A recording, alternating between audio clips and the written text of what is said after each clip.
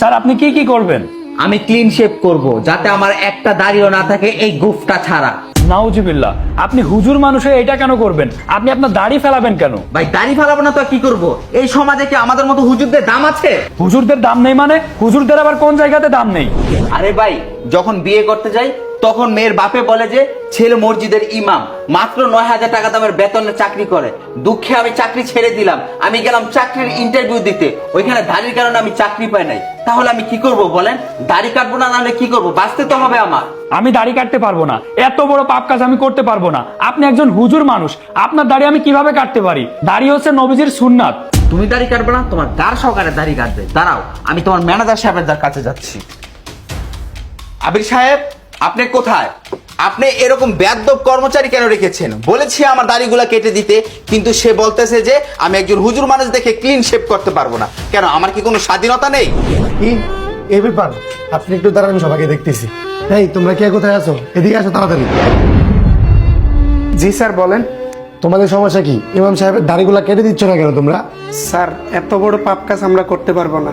এর জন্য যদি আমাদের চাকরিও চলে যায়, চাকরি চলে যাবে, তাও করতে পারবো না স্যার। বুঝেছি, এই বর্তমান দুনিয়াতে টাকার গরম চলে। যে আমার এই দাড়িটা কেটে দিবা, তাকে আমি এই 5,000 টাকা দিব। এখন বলো, তোমাদের মধ্যে কে আমার দাড়ি কাটবা? টাকার জন্য কি পারবে না আমার দাড়িটা কাটতে? টাকার জন্য এখন মানুষ সব কিছু করে। তোমরা কি পারবে না টাকার জন্য আমার দাড়িটা ক্লিন শেভ করে দিতে? হুজুর, আপনাকে আমি কিছু কথা বলি। আচ্ছা বলো দেখি, কি কথা বলবা? আমি তো বুঝতে পেরেছি তুমি টাকার লোভে আমার দাড়িটা কাটতে চাচ্ছ। চলো। না হুজুর, আসলে আপনাকে আমি দাড়ি কাটার জন্য বলতেছি না, আপনার সাথে আমার কিছু কথা আছে।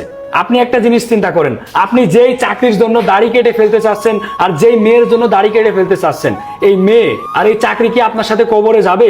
কোনোটাই কিন্তু আপনার সাথে কবরে যাবে না। আমি একজন হিন্দু মানুষ, আমি চাইলেই আপনার দাড়িটা কেটে ফেলতে পারি, আমার কোনো সমস্যা হবে না। কিন্তু তারপর আপনারা মুসলিমরা যে দাড়ি রাখেন না, এটা দেখতে আসলে অনেক সুন্দর লাগে। হুজুর, একটা জিনিস ভাবেন, হয়তো এই দুনিয়াতে এই দাড়ির জন্য আপনাকে অনেক অপমানিত হইতে হচ্ছে, কিন্তু একটা জিনিস মাথায় রাখেন, এই দাড়ির জন্য আপনাকে পরকালে সম্মানিত করা হবে। ভাই কি করব বলেন? সমাজের বিভিন্ন প্রতিবন্ধকতার মধ্যে আমরা আটকে আছি। জানেন, যখন আমি বাসে যাই বলি যে আমি স্টুডেন্ট, আমার থেকে হাত বাড়াননি, তখন আমি আমার মাদ্রাসার কার্ডটাও তাদের কাছে প্রদর্শন করি, কিন্তু বলে মাদ্রাসার ছাত্রদের জন্য কোনো হাত বাড়া নেই। শুধু এটা নয়, নানা ধরনের সমাজের ভিতরে আমরা বৈষম্যের শিকার হই। তাহলে বলেন ভাই, আমি কি করব? পরিস্থিতির শিকার হয়ে আজকে আমি এই উদ্যোগটা নিয়েছি। এখন আমি আমার ভুলটা বুঝতে পেরেছি। চিরকৃতজ্ঞ থাকবো ভাই আপনার প্রতি আমি। শুনেন হুজুর, ঈশ্বর আপনার কপালে যাকে রাখছে আপনি তাকেই পাবেন, আপনাকে অবশ্যই সম্মানিত করা হবে। হুজুর, একটা জিনিস আপনি চিন্তা করেন, আপনি যখন মসজিদে নামাজ পড়ান আপনাকে কিন্তু সর্বোচ্চ কাতারে দেয়া হয়।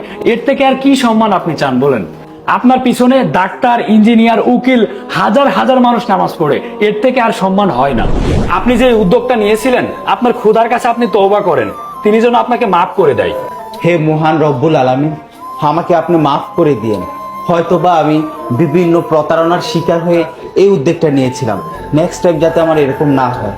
তওবা তওবা। আসি ভাই, আসসালামু আলাইকুম। ওয়ালাইকুম আসসালাম। আমি মনে করি মুসলিমদের মুখের দাড়ি একটি সম্মান, এটি সম্মানের প্রতীক, এটাকে কখনোই অবহেলা করা উচিত না। আপনি হয়তো দুনিয়াতে সম্মান পাচ্ছেন না, কিন্তু আখিরাতে আপনাকে সম্মানই করা হবে। ভিডিওটা ভালো লেগে থাকলে অবশ্যই একটা কমেন্ট করে জানাবেন ভিডিওটা কেমন লেগেছে। যে যেখানেই আসেন না কেন, ভালো থাকবেন, সুস্থ থাকবেন।